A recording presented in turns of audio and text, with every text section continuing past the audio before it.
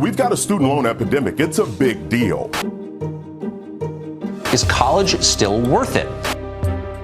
More than 40% of borrowers aren't making payments. So what's a student to do?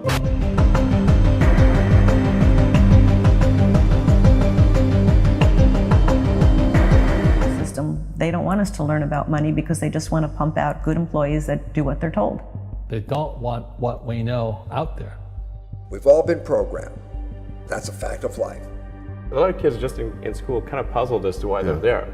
Well, oftentimes business education today, and I see it all the time, kids come out of college, the best colleges, Wharton and Harvard and Stanford and some of the great business schools, and they'll come out and they won't have practical experience. There's too many case studies that aren't practical.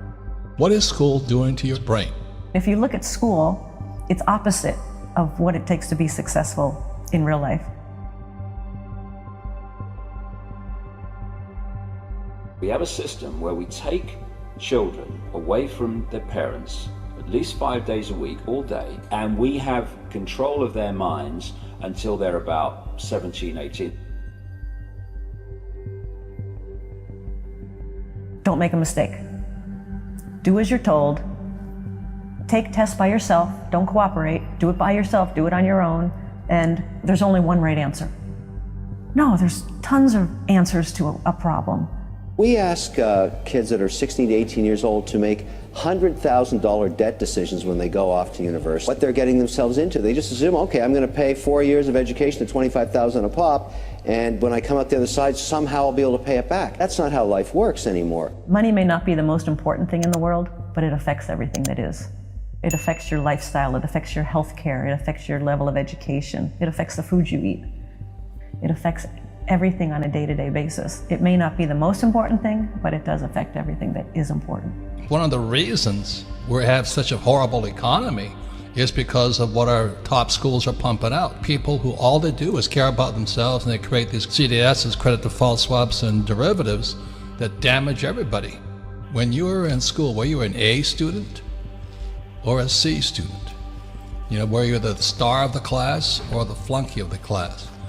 And if you weren't the A student, then did that mean you couldn't be successful? Is that what it means to you? If you didn't go to a great school, you're never going to be successful? What if you drop out? You know, what if you drop out like Steve Jobs and Bill Gates? That means you've had it. Jack Ma, who is the founder of a little company called Alibaba, he just recently said, if you're 35 and you're not rich and successful, you'll never be successful. Of course, Jack Ma is a school teacher, former school teacher who struck it rich.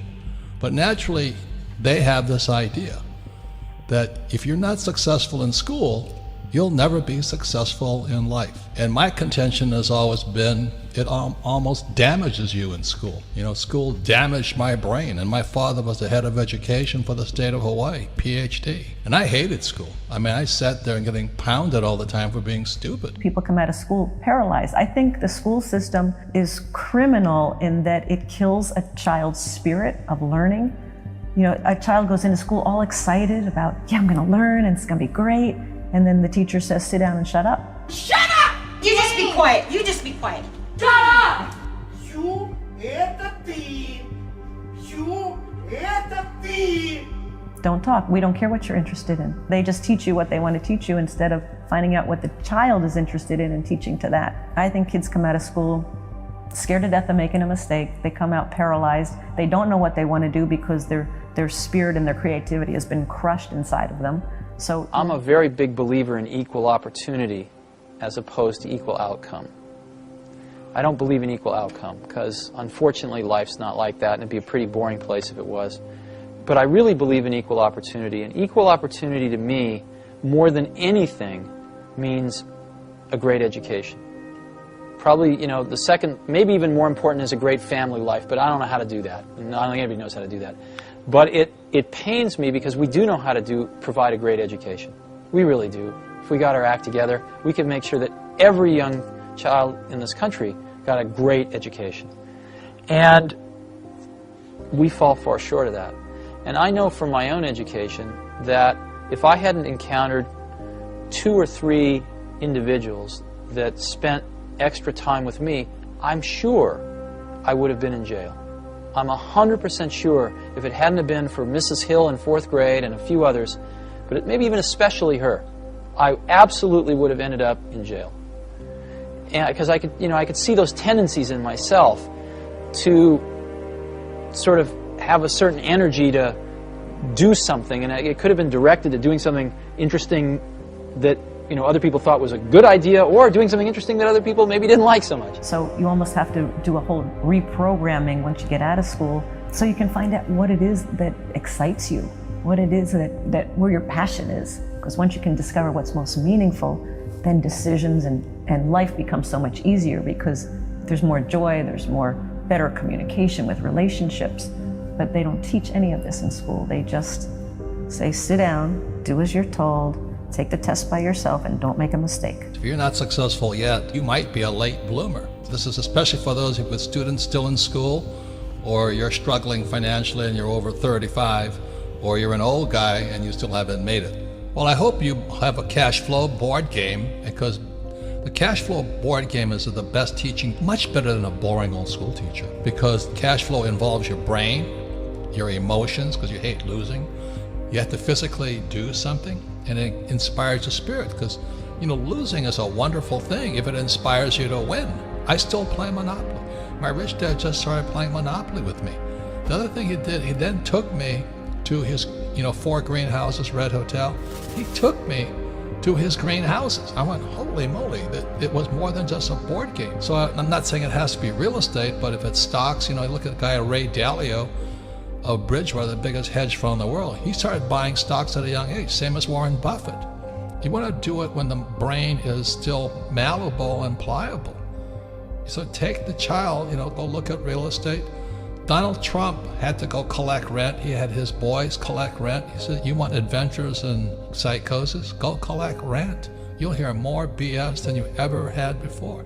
I remember when I had to go knock on a door to collect rent. It's terrifying. Get this adult and they're lying to you, telling you these sob stories. I tell you, that's real education. So this stuff you learn in school, in my opinion, waste of time. The entire purpose of a good university is to give you a foundation to fail. Because we have 2 hemispheres of the brain, the left brain, which is about words and this world reality and the perception of this reality. We have the right brain, which is where you get creativity, inspiration, and connection, and then you've got this corpus callosum which connects the two. First of all, we use a fraction of our brains. Why is that?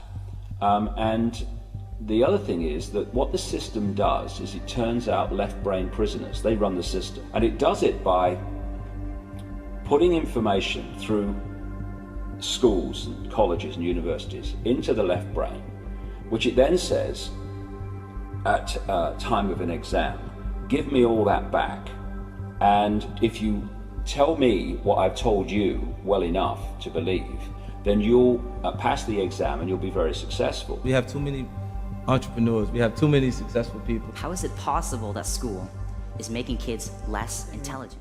That other people thought was a good idea, or doing something interesting that other people maybe didn't like so much. And so I think when you're young, a little bit of course correction goes a long way. And I think it takes pretty talented people to do that. And I don't know that enough of them get attracted to go into public education.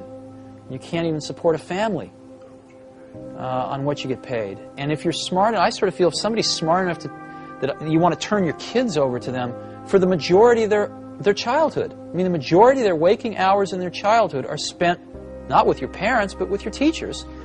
I'd like the people that are teaching my kids to be good enough that they could get a job at the company I work for making $100,000 a year. Well, why should they work at a school for $35,000, $40,000 a year if they could get a job here at $100,000 a year?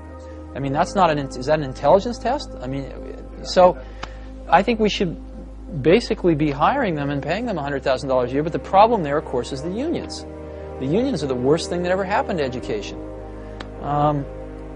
because it's not a meritocracy. It turns into a bureaucracy, which is exactly what's happened. And teachers can't teach, and administrators run the place, and nobody can be fired. It's terrible. Well, some people say that this new technology may be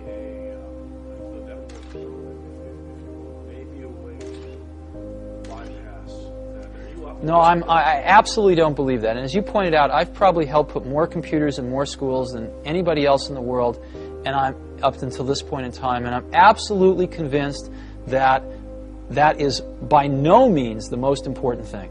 Now, the most important thing is another person that incites your curiosity, that guides your curiosity, that feeds your curiosity. And machines cannot do that in the same way people can. The elements of discovery are around you. You don't need a computer to know. I mean, you know. Here. So if I'm in a situation that's like that again, how would I deal with it differently, not to make that mistake? So that learning should come from the mistake, not punishment. Every little flower of curiosity, said Einstein, is crushed by society itself. It's an extremely corrupt system we have at this point. We have an education bubble. In the US, we have $1 trillion of student debt. The first approximation, this has gone to pay for $1 trillion worth of lies about the value of the education people have received. And it's not at all obvious yet, though, what's going to replace this or how it's going to change. We are told that it's the only way to salvation. You must get a diploma to be saved. If you do not get a diploma, then you will go to hell. The message that I have is that you have to work out your salvation on your own. You have to save yourself. I believe that is the truth, but it's a somewhat uncomfortable one. Every time the schools do something with your kids that you don't agree with, keep them at home. Simple as that. And do it now. Because the systems that produce teachers have become pathological completely. They're indoctrination camps and nothing else. The thing is, they know they've lost on the scientific front. They've lost. Teachers need real information right now about what's happening to their kids. The high stakes is today, because you can do something about it. The real safety of our nation is preparing this next generation.